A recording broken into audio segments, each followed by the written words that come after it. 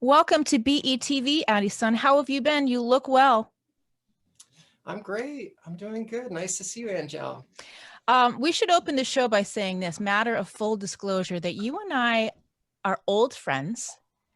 Our relationship goes back to, and I'm trying to think about when we met at WZLX, when you were doing promotions, which you and I worked at WZLX up until 2020, Yeah. when we both were laid off by iHeartRadio. And that's all we're going to say about that. But you and I, we have a very storied relationship going back to, I know that sounds so scandalous. It's not scandalous. We just had a great time hanging out together, doing all those shows, driving around in the golf carts backstage at the Great Woods That's right. Yes. Center, whatever we call it now. What do you remember what year that was? Jeez, I don't know. I remember having put out this EP for this project called Nurse. Uh-huh. And I remember you playing it on Boston Emission. So that I think that was probably in 2000, mid 2007 or 2008. Mm-hmm. So we go way, way back. Yeah. Mm. Well, you're doing good things, and I always have been a fan of your creativity. So Thank let's you. talk about this. You wrote and performed as Phenomenal Son, and you switched gears and you've been performing as Addie's son, but it's not that far away from what Phenomenal Son was. Oh, and actually, some of the band members play with you from Phenomenal Son now in your Addie's son configuration. The A backing band, so to Yeah, speak. yeah. Yeah. You shifted gears a bit. Tell me a little bit about how you feel as a full-on sort of singer-songwriter, Boston Music Award nominated singer-songwriter. Well, it's funny because when I started Phenomenal Sun, that was supposed to be my solo project. And it kind of turned into this more sort of more Smashing Pumpkin style, like you be the creative force and the band will, kind of envelop that. And so that really worked out for a few years. And I really enjoyed doing that.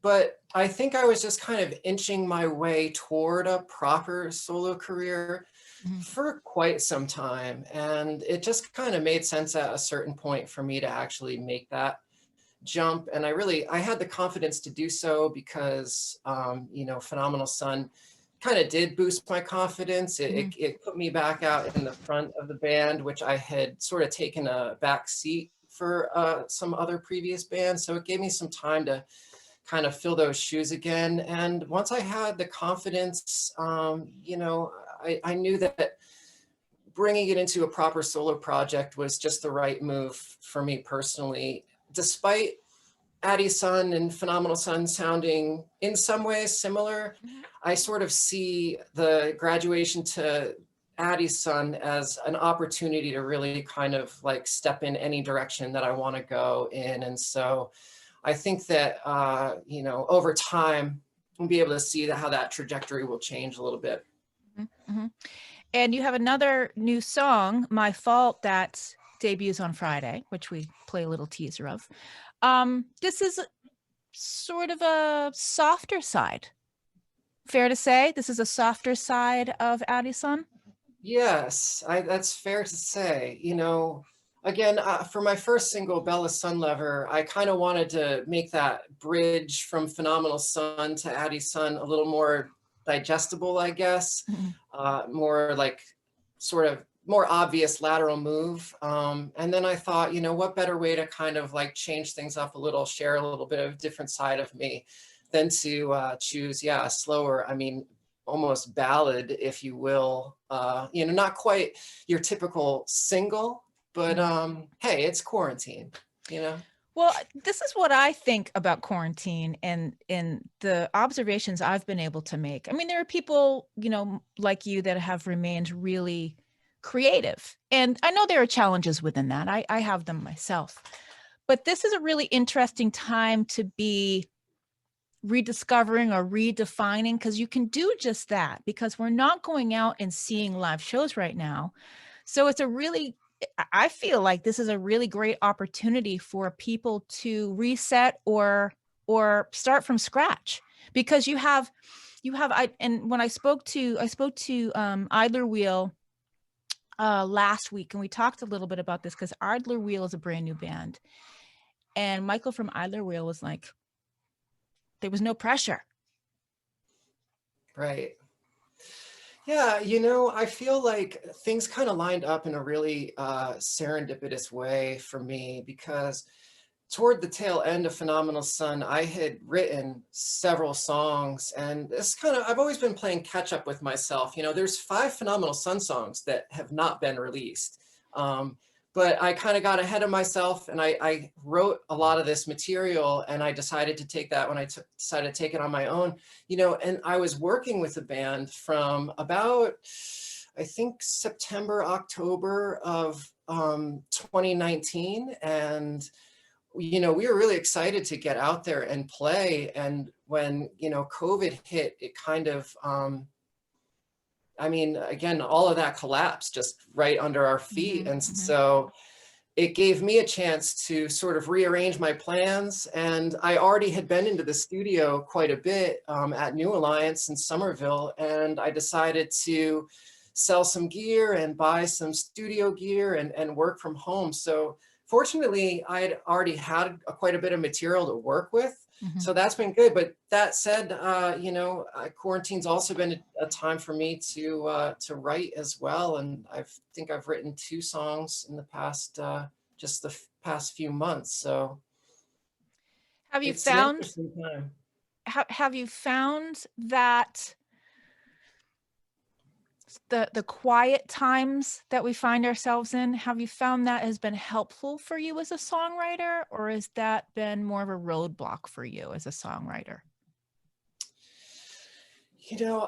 I'm like such a introverted extrovert that the downtime and the quiet times actually something that's really welcome for me. It has, I guess I wouldn't say it's hindered it, and it's, for me, my songwriting process is kind of it's been the same way for a long time, where it just sort of ebbs and flows. I don't really know when I'm going to be in a writing period and when I'm going to be in a internalizing or a producing period. Mm-hmm. I've gotten finally to this point where I just sort of trust when that's going to be. So I think what quarantine has done is it's allowed me to sort of come out as a solo artist and do some things like a lot of acoustic solo performances that I really wouldn't have done otherwise. I would have jumped straight to fronting more electric bands. So I think that it's given me an opportunity to really reconnect with my acoustic guitar, and that has been really good for my songwriting. Plus, what it did connect me to or reconnect me to is just the pure joy of having that space within my mind to just sit down and play the guitar for the pure joy of it. Mm-hmm. And, when I was working full time and, trying to hustle and do the music in all my free time, I didn't get to enjoy it as much. It was that once a week rehearsal that, I waited for every week. And, Yeah. now it's sort of this reconnecting to my roots, which is beautiful. It's really nice. Yeah. How has it been keeping that connection with your band members? Because I know you're all friends otherwise. How has that been? Yeah. Honestly, it's been hard. At the beginning of the break, we got together every week or so. We did our band Zoom. We called it the Addie Sun Podcast, and that was good. That lasted for a few months, and eventually it kind of like tapered off. We were asked to do some once performances, and we actually did do we full band productions where everybody those were cool. was on. Thank you. When you're Yeah, down by the lake, sitting by the yeah, fire. yeah. I loved it. Yeah, that was a lot of fun. And, you know, I never thought that I'd be looking forward to another summer of the same thing, but not to be a downer, but, you know, maybe Yeah, more of those videos will happen yeah, this summer. We'll yeah. see. I think we're all reevaluating what our warm weather life is going to be in 2021. I know I am. I know that I don't anticipate that things are going to change drastically in terms of assembly, you know, how we can all get together. But I've decided that I have this lovely backyard and I'm going to take greater advantage of it in 2021. So be warned. Yeah. Oh, good. Yeah. Ooh, I like Yeah, yeah, yeah. that Yeah. little We tease. can Yeah. do No. some small get-togethers, quiet music. So, you know, all of this acoustic stuff that you've been doing, Addie, is fits right in the backyard wheelhouse. Brilliant. See, Yeah. this was when I was doing it. I was just building up to this new situation. Right. No, that's awesome. Very exciting. Yeah. Backyard Boston emissions. Yeah. Yeah, pretty much. You know, I don't see and I don't like to say this so matter of factly, but I can't it would be naive otherwise. I don't see us being able to pull off a rock and roll rumble in 2021. I just don't know Oh, how we will. I have to start planning that now. I know. I know. I would have to know now. I mean, it's February. I yeah. would have to know Yeah. where and when and who. And in the who is the most important part because we need bands that are together and feeling confident in their performances and nobody's a very small fraction of bands who are actively playing right now are confident that they would want to do a full rumble set. Come on. That would be so Yeah. unfair. Well, you know, interestingly enough, the Save MA Stages, which you and I have been helping out with, one of the initiatives they're trying to work on is more of that backyard, outside, outdoor music, because you know that just really didn't get to happen in Boston, and it happened in a lot of other states and other Mhm. cities. Yeah. So hopefully we will see at least a little bit more access to live music this summer. You know, time will tell. I think people are would really be into it, you know. Yeah. I think we're all kind of ready for that. You know, hermit mode's okay for some of us, and Yeah. you know, but we life does sort of ebb and flow, and I mean, I've recharged my batteries. You know, I Mhm. could use some interaction with Yeah. my friends and some live music in my heart. You know. Mhm. I feel that I have been dealing rather well. I'm on month 11 of this, of really being homebound. And I work from home anyway, so it wasn't that different. But what's getting to me, people are like, it's finally getting to you. It's the desperately cold weather and not being able to really do anything. That's, you know, You excuse know me, I that have a dog climbing on me. I'm sorry. it's funny because you know, around February, around this time is that time where everyone's like, okay, we've had enough Yeah. winter, like time to go to Great Scott and Yep. see a show. You Yeah, know I'm what I feeling mean? it. So, you know, I always thought it was so cool to like see packed venues in February because by then everyone's in Boston's just ready to get back out there. So, Wicked yeah. cabin, wicked. It Yeah. really is a dog. Is It really is a dog. that Uh, Otis? this is Otis. Oh, He is so very playful, and right now he's trying to climb on me. I don't think that's a wise idea, love. So you have some performances coming up. Let's talk a bit about that. You did a Valentine's Day themed one, and yeah. you did a Tears for Fears song. I'm very curious why you selected that song in particular. Well, the Bridget Duggan and Emily Arkin who put it on at once is called My Synesthesia Valentine, and it was all about love through the senses. And Yeah. they asked me to perform a song, and they'd actually given me a list of songs to choose from, and they just kind of loosely said love related. So I handed them a couple songs back, and the reason why I wanted to do that one. I mean, it's just one of my all-time favorite songs, period. I'm a huge Tears for Fears fan.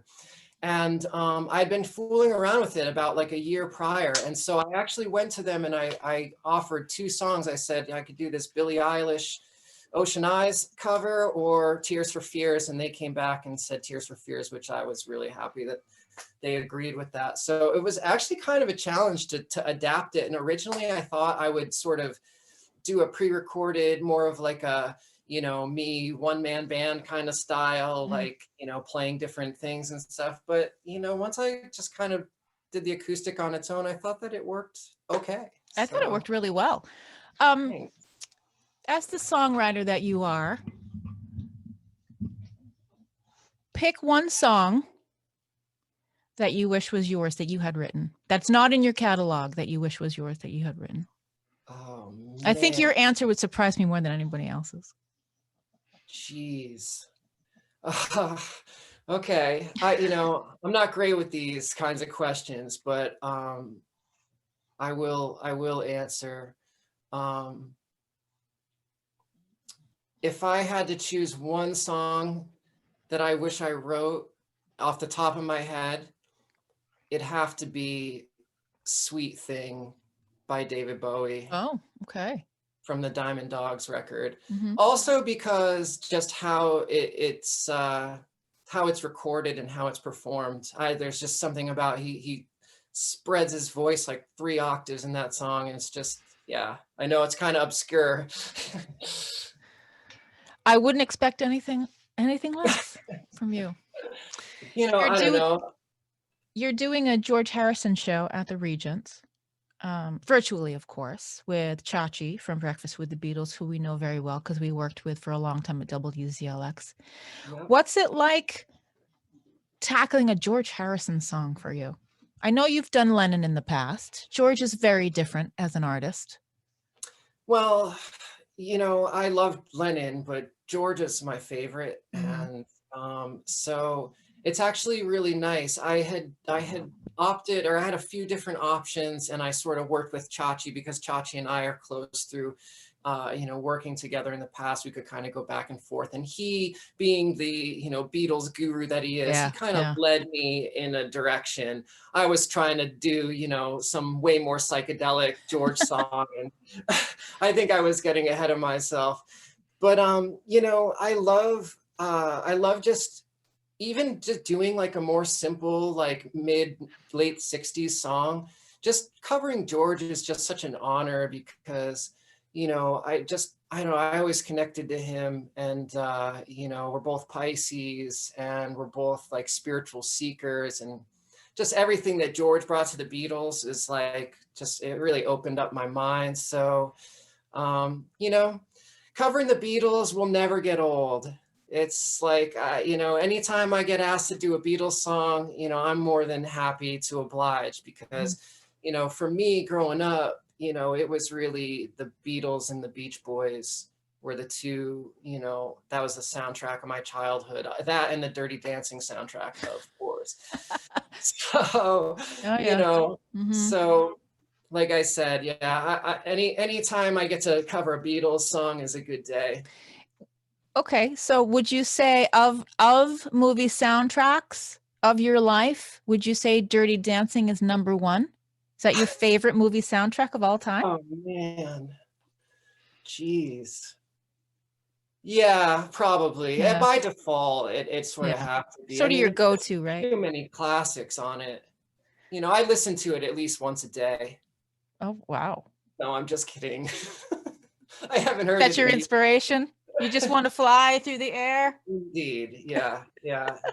Hungry eyes all day. I want to talk to you a little bit about your project when you did children's music, Sunny Day Rainbows. Okay. How did that start for you? And I feel like you found a lot of success in that in terms of what you were able to accomplish. Is that right? Yeah, I think, the children's music was a nice way to sort of pivot from more serious music and just to have pure fun. The whole generation or genealogy of that project is kind of long and convoluted, but the short story is that it began when I was living in New York City during college, and a friend of mine we both wrote songs. We were both like singer-songwriters, and we'd sit down and try to write serious songs together, and it just never happened. And then one day I was like, you know, let's just forget the serious song and let's just write a goofy song, you know, and like whatever, like just throw out the rules. And we wrote this really goofy song that's on the first record. I'm not going to name it. You can go look it up Okay. if you want. You'll All right. find out. I'll find it. People watching this, it's the weirdest title of them all, and incidentally the most popular song. Mhm. But you know, and it was so much fun, and it was just so light, and it brought so much laughter. So I was actually in the middle of playing in this band called Whitey, and I didn't really have anything else going on. So I thought, hey, let me rehash some of these old children's songs. I needed a few more to complete the record. I wrote 5 more and recorded it. And it was one of those things that like immediately people just loved it. You know, it was lighthearted and it's easy to love, you know? And so then over a few years later, I started recording a second record with my friend Dave Hemingway on drums. And unfortunately, he passed away toward the end of creating it. And so I kind of put it on hold for a little while and then finished it up and released it last year. So now there's 20 Sunny Day Rainbow songs for your enjoyment. Big with 2-year-olds. Do You you know what play parties?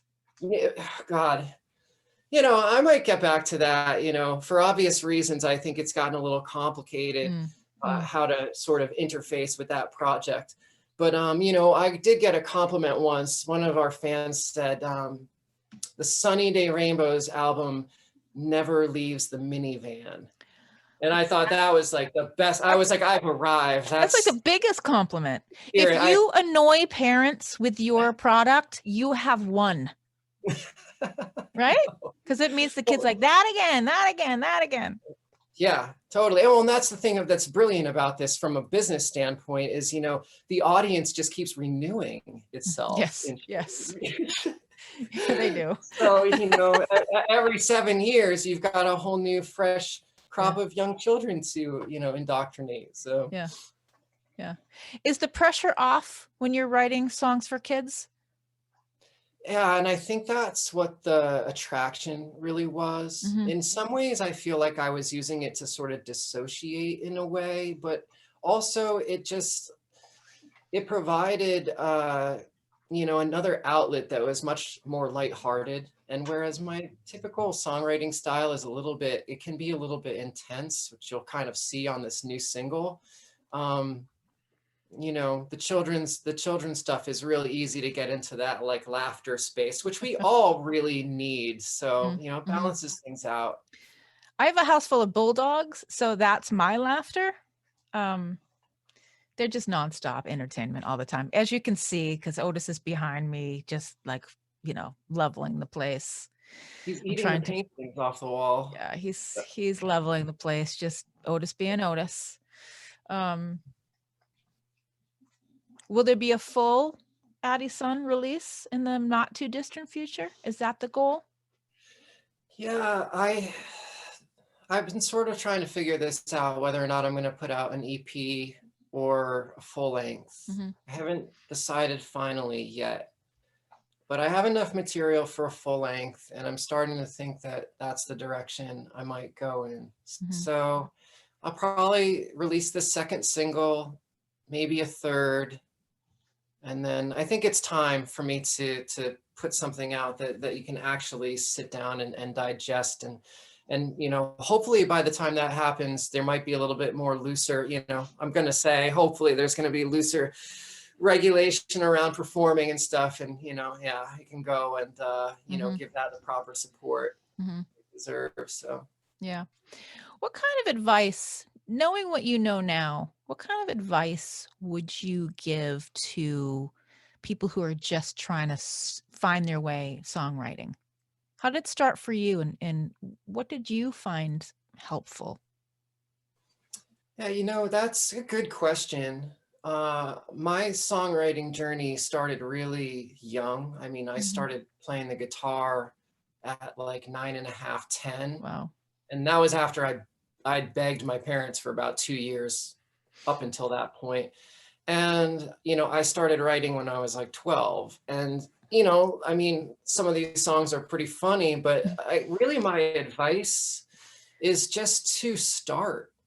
Yeah. Just start somewhere. You don't even need a guitar. Just listen for an idea, a thought that comes to your head, something somebody says. It really doesn't matter how you start, whether you start with a melody or with a phrase or chord changes or a riff. Mm-hmm. Start with something and just see how you can sort of build that. You know, I started writing words and chords, and then when I was in high school, I tried to find a lyricist because I didn't think my lyrics were any good. Mm-hmm. And I literally, that flopped after a few months. I realized, like, okay, nobody writes poetry, no one I know writes. So I remember having this thought, thinking, I guess I'm just gonna have to write the lyrics too. So that's really how that started. And You needed your Bernie Taupin. that was my plan. I was a big fan of the Grateful Dead. I was kind Yeah. of a hippie back then, so I liked that idea of like, oh, well, I'll write the melodies and the chords, and I'll just find a beautiful lyricist to, populate the songs with imagery. And so, really, it just over time it sort of developed. And I actually, not to sound too proud, but I feel like I'm just starting to hit my stride in songwriting now, which Mm-hmm. is exciting. And again, that's given me the confidence to sort of branch out more and be Mm-hmm. more visible with it. Mm-hmm.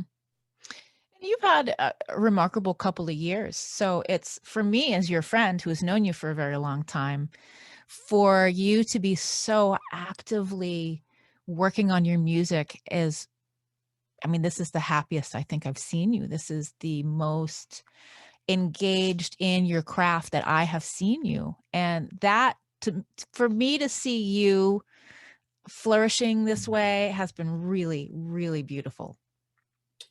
Oh, thank you. I'm so touched. That's really You sweet. know I love you. Get out of here. Uh, I mean, well, you have known me a long time, and like I went through some tough times, and I Mhm. wasn't, I was shut down for a long time, and so it's really a blessing for me to be where I'm at right now, and as comfortable as I feel right now, and yeah, it's been a heck of a few years, so.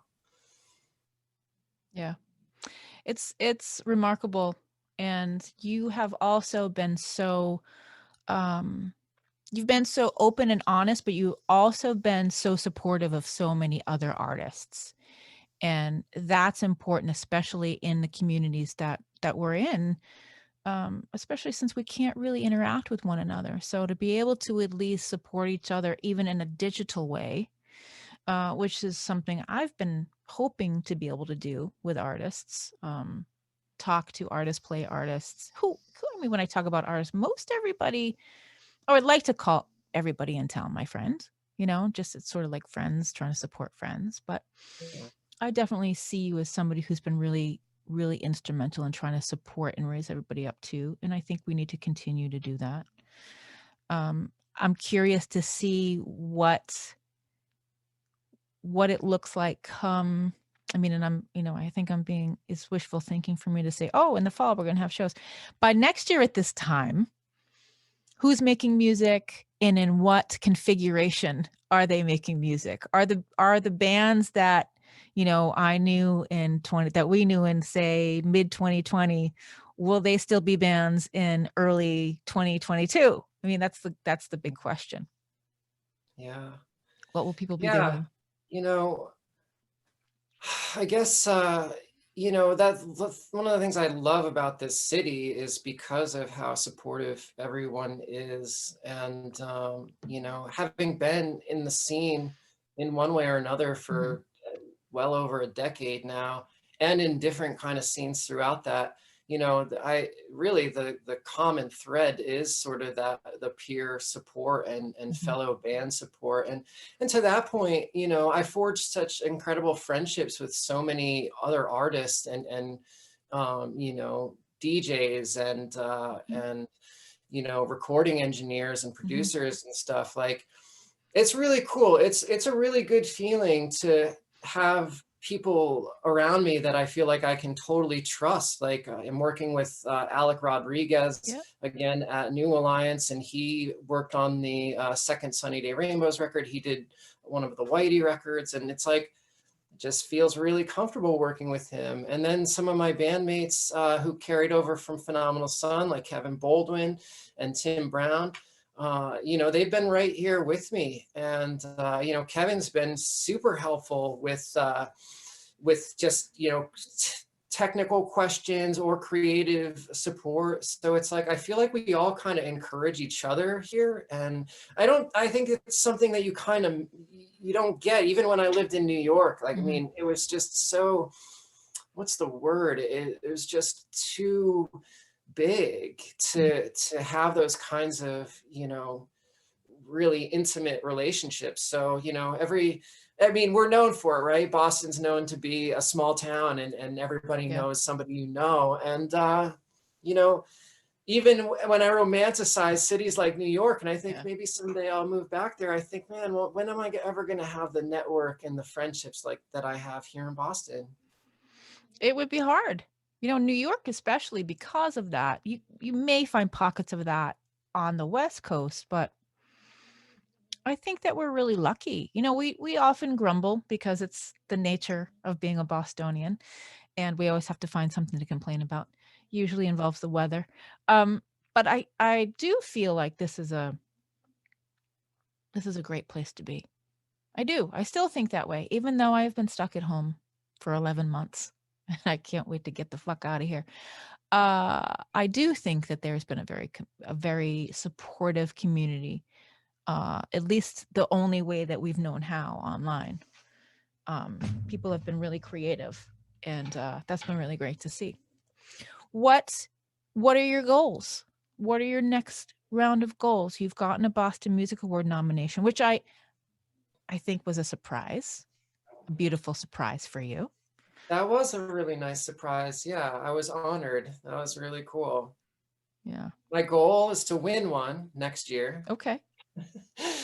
But yeah, I mean, I think that, when we're growing up and just hold these ideas of, dream big and you can achieve whatever you want to if you set your mind to it, and I think that we all kind of go through phases of, wondering if we should put stock in that, or, really kind of comes to a reflection of like, well, how much do I believe in myself that I'm worthy of success? And, that, I guess if you're waiting for things to pay off in some kind of Yeah. way, it's like it's almost, I feel like you're psychologically blocking it. So I feel more than Mhm. ever like so much of my journey has been about like being embarrassed about myself or my creations, and sort of saying, blocking it and saying Mhm. no. And so I'm really kind of in this new place in the last few years where I feel like I'm really embracing myself and Mhm. embracing the path, and I'm actually allowing myself to love what I'm creating and Mhm. how I'm, interacting with the world. So, my goals are limitless. I really hope that I can continue to make impactful music, and take it the distance. Why did I put my dream on hold for so long? Mhm. I Mhm.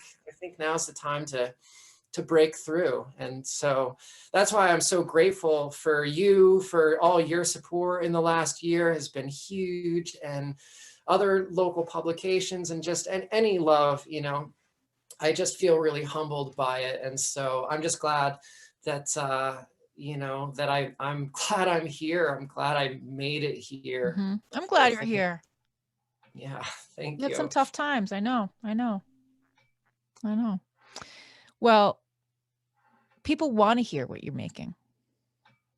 And it's hard as an artist. And I've said this before to a few artists that I've spoken to recently.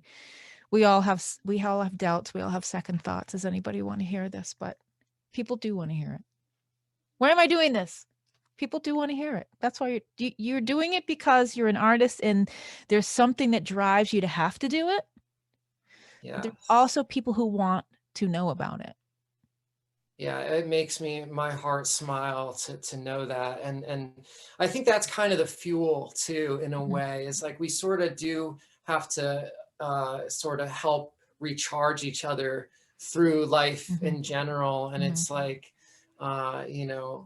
it's first and foremost important to believe in yourself, but it helps when other people believe in you. And I think one of the lessons I've learned more recently is how important it is to let your friends help you, and accept help from others. And, sort of, I've always struggled with perfectionism, and that's just gotten in the way of unreachable, being, Yeah. Yeah, I know. I understand that completely. All right. Well, you've got a couple of things going on. Oh, I don't want to wrap this up without mentioning the Noodle and Doodle event you're doing with Mass Arts on March 11th. You're going to perform and people are going to draw you? That's right. Yeah. So it's with Mass Art Museum, and it's a Zoom performance, but it's actually live. Fully live. I'm going to be performing for an hour. So it's the longest gig that I've been able to do in a while. And yeah, bring your pens and your colored pencils and your canvas or whatever you like to create with. And you can let the music inspire you to create whatever, comes to your mind. So I'm really excited for that. That's cool. That's really cool. I want to see all of the drawings that people make. I want to see every single one. Well, it was lovely to see you. I can't recall the last time we saw each other in person. It probably maybe was at a New Alliance art showing or open house, perhaps. And it's been far too long. But I will take it. I will take seeing you on this screen if it's all we can do right now, safely. So I am before we wrap up the show, I am gonna play your Tears for Fears performance from the Once virtual venue this week, if you're cool with that. Great. Yeah, totally. Thank you so much, Angela. So good to see you. My pleasure. The brand new song, My Fault, debuts everywhere on February 19th, which is this coming Friday. And it is true Addie Sun, just on a softer side of you. Nothing wrong with that. Thank you. All right. It's wonderful to see you. Thank you for joining me on BETV. I will see you on the big screen or the little screen or the medium screen. On the silver screen. Yes. All right. Good to see you. Be well. You too.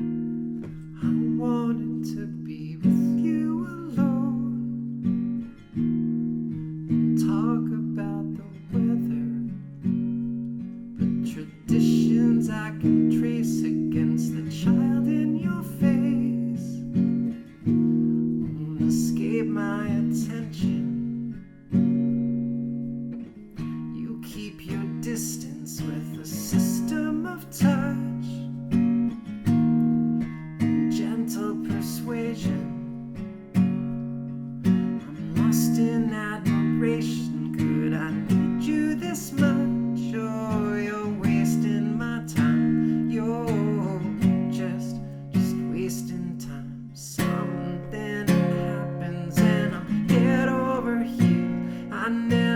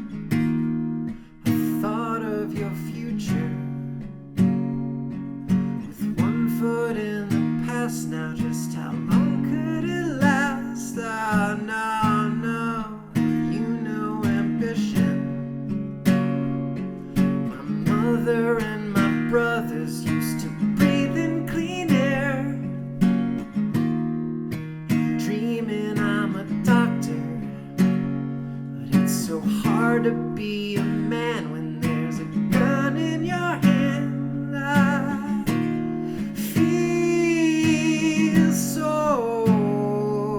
Something happens and I'm head over heels. I never find out till I'm head over heels. Something happens and I'm head over heels. I don't take my heart, don't break my heart, don't throw it away.